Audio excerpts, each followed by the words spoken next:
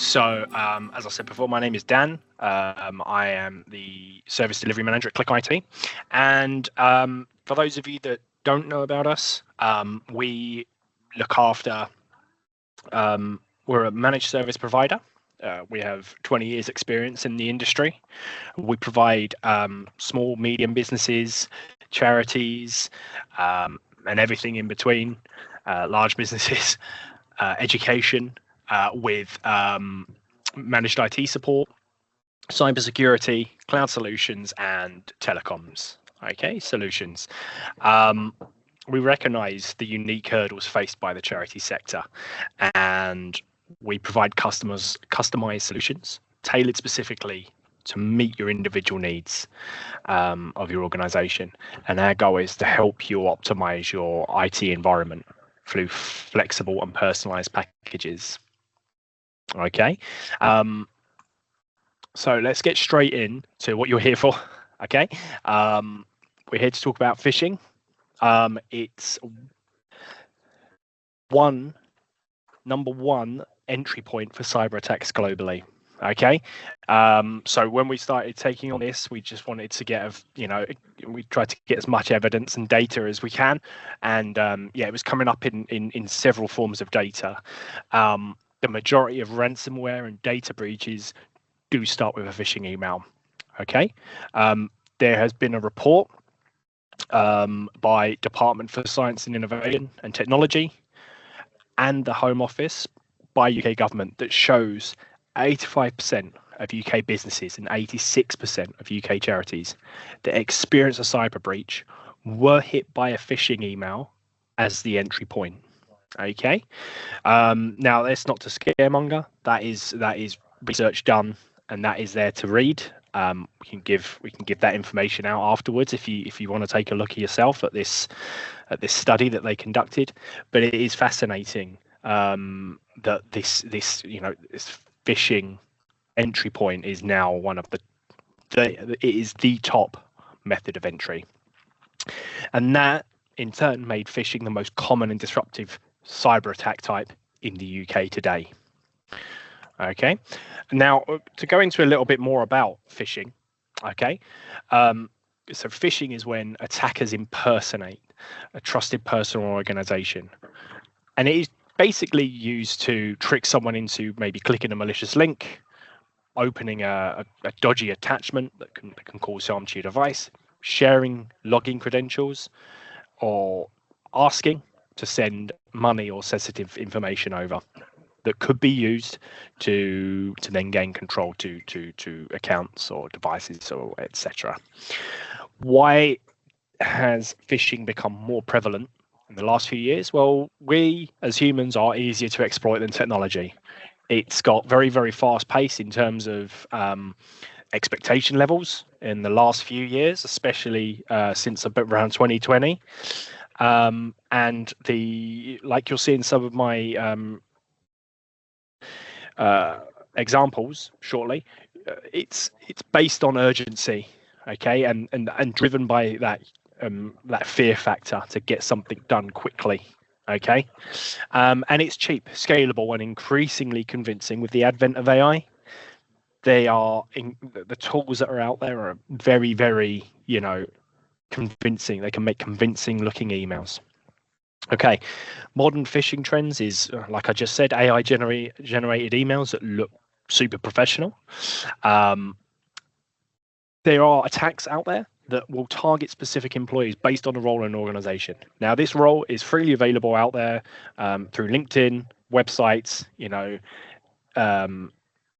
Companies House, and it basically, obviously, targeting accounts, finance, CEOs, because understandably those people will have access to certain data that they are after, certain classified information, perhaps financial information, and if they get in that way, if the attacker's getting in that way, then they have sort of what they need. And then there's also fake login pages which will capture your credentials in plain text, and that's how attackers get into your Office 365 or Gmail accounts, because they've got your username and password straight away. Okay. Now, I'm going to go through some examples here of some of the most common phishing emails that have been detected out in the wild today. So you have your credentials harvesting emails, which we just spoke about. So this method is just to harvest credentials of the victim. Okay, you get things like your DHO account may be exposed, your Office 365 password will expire. Those sorts of urgent attention emails that will drive you to a login. So there'll be a login link. Fraudulent. You go there, enter your credentials, and they've obtained your credentials. That is the only goal here. Obtain your credentials. Okay. How they do it doesn't matter, but that's some of the common phishing emails that you have here. Okay. Urgent security alerts. So again, here we've got the version from Gmail. But again, it could be anyone, Office 365, Dropbox, whatever it is that you're using in your business. You will highly likely get an email saying an unusual sign-in has been detected. Please verify your account or your account will be suspended. Again, it's to create urgency, it's to create fear for the user. Oh my God, my Gmail account is going to be deactivated. You don't want that to happen. That is going to impact your business or your charity. You don't think in the moment you're trying to stop something bad happening, but you click on the link and that is the start of the process. Okay. There are ways where you can mitigate you can hover over the link here, and if it isn't a Gmail or if it isn't a Dropbox link or whomever has sent you this email, then you will realize pretty quickly that it's fraudulent. Hovering over a link will not do you any damage, and following the URL that way will do damage. So don't click on the link, but hover over the link. Okay, so invoice or payment scams. So examples include fake invoices, okay, payment requests or bank details changes. They're often targeted towards finance teams. Okay, this is sort of click your document or invoice receipt. All right, what you want to do then is you just want to, unless you're expecting it, you want to check the email address. You can also get in contact with the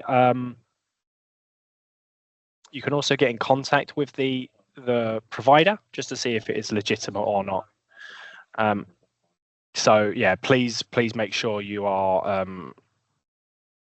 making sure that you are checking. So these often get targeted towards your finance teams. So you just want to be careful with your if you're not expecting it, don't click on it. Okay. This is an example of impersonation. This is sort of spear phishing. Okay. There is an example of a fake email from a CEO. So this looks pretty legitimate. Okay. You can see Frank Wright. So that it's a name match for the CEO. It's got in the body here. There is a typo. It's called typo squatting domain. Here is the person that they've emailed, examplecore.com, but you can see here it's a slight typo here. Okay, that isn't, but you would glance at that and immediately think, oh, actually, that is actually from Frank Wright. Now here, there's a lot of things to be concerned about. So it is confidential and urgent. So it's driving urgency. Okay, again, driving urgency. I need your help with something that's both confidential and extremely urgent. All right. It's trying to play on the human aspect of wanting to make sure that you are being helpful, but also it's coming from the CEO. You don't want to go against the CEO. All right. And again, here, please respond by email. I cannot take calls. It's keeping you it's coercing you into staying in this medium, okay, because they have control of the medium. If you was to take a call, if you was to call Frank, it breaks the spell, so to speak. So this is happening more and more. So there has been Microsoft emails as well coming out recently where it is Microsoft Online, but it is an R and an I, or an R and an N, I think, matched together, and it looks very much like an M. So it looks like it's from Microsoft. I didn't have an example here, but I will look to do another one of these down the line, and I will try and get that example. But it looks very, very legitimate, and it's something we've experienced here on the desk previously. So I will look to get that one in future. But again, it is, there's nothing so urgent that you can take a step back, give yourself 5 minutes, triple check, is this real? Is it not real? Okay, Frank cannot take a call right now, but you can ask maybe a PA, you can ask someone else in the team. There are methods to mitigate this becoming a problem. Okay. There is also attachment-based malware. Okay, so attachments such as fake invoices, delivery documents, HR forms, they are commonly used in phishing emails. And they usually come from in the form of a PDF, a Word document, and opening these attachments can trigger the download of malware or ransomware onto your device. They're usually baked into, say, a PDF file. Okay, you open the PDF file, the payload will come onto your device and infect accordingly. Okay, if you are not expecting anything like this, always pause. Okay, don't click on anything you're not aware of. All right, not everything needs to be clicked. Pause, verify, call the person, call Sophie Langford, call whomever may have sent this. Are you expecting this? That could be the start of a conversation between them and yourself to maybe say, look, you've sent me this email, and they get alerted. Okay, it's all about, especially in where we are today, it's all about hypervigilance. Okay, you want to make sure you're taking steps to protect yourself, colleagues, and you have a mutual working relationship with. Okay, so there are ways where you can identify whether or not it's a suspicious email or not. Okay, you can check sender's address. All right, like we did with the examples.